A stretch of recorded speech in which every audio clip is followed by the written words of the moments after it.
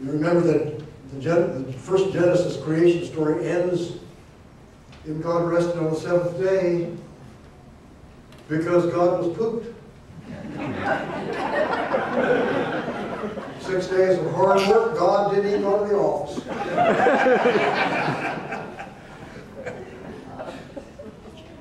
In Exodus 31, there's an extraordinary little verse.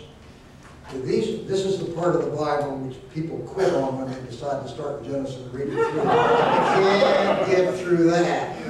Because there are 7 chapters where God instructs Moses how to make a tabernacle 60 cubits wide and yellow yarn and red yarn and a pole and a ring on a pole and I don't know what all in the bottom of the sea. At the end of that, in chapter 31,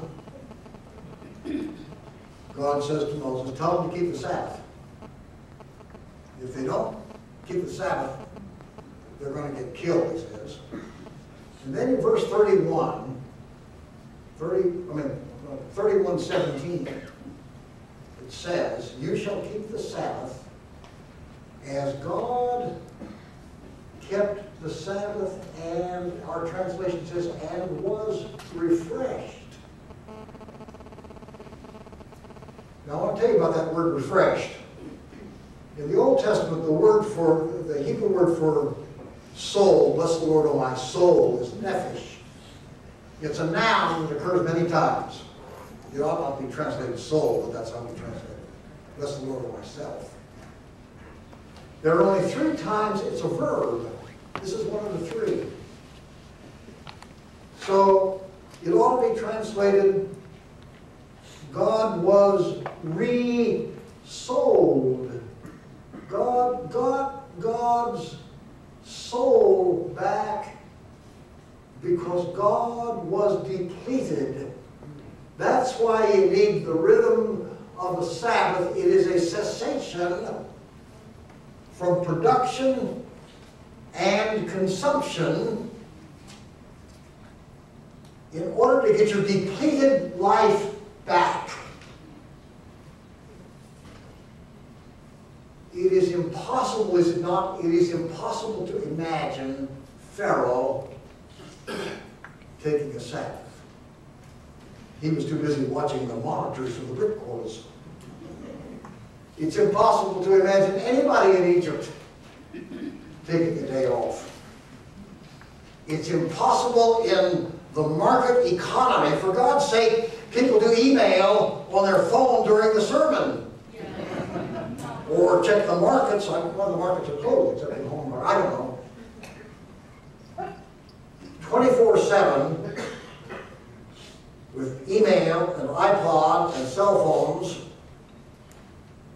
is a requirement of the scarcity system. You don't ever have enough time to get it all done, so you better multitask 24/7. Because the market ideology wants us exhausted. Because exhausted people make terrific shoppers and terrific spectators at sports and couch potatoes.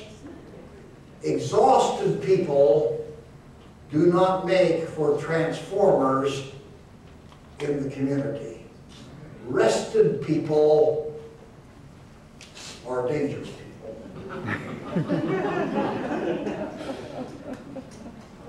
So I have decided that of the 10 Commandments, for people like us, the commandment on Sabbath is the most important and is the most difficult.